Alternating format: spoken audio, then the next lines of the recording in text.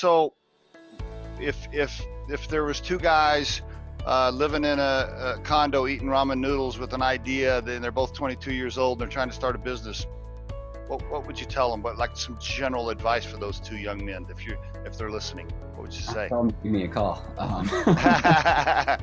Yeah, I would say don't be afraid to ask people for things.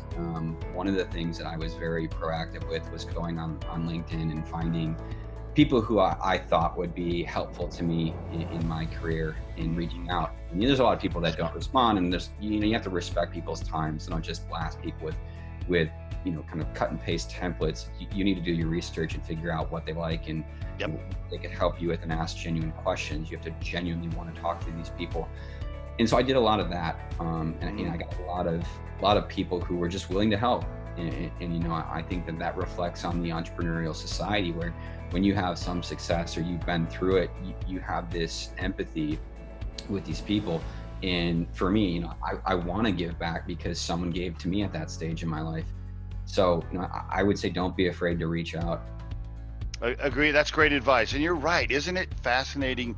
The entrepreneurial, group or society, whatever, they all just want to help each other. They all are like, hey, yes, call me. I'll tell you. I'll tell you what I went through.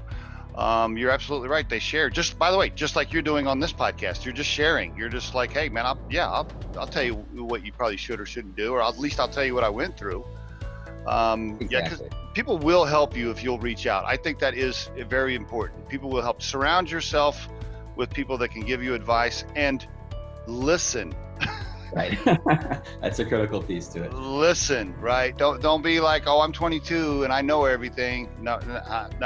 Just ask a lot of questions and listen, and try not to just talk all the time. One of the things I think entrepreneurs make the mistake of early on is because they are so busy selling their idea and pitching for cash and trying to convince people, like, I have a great idea. This is an awesome product.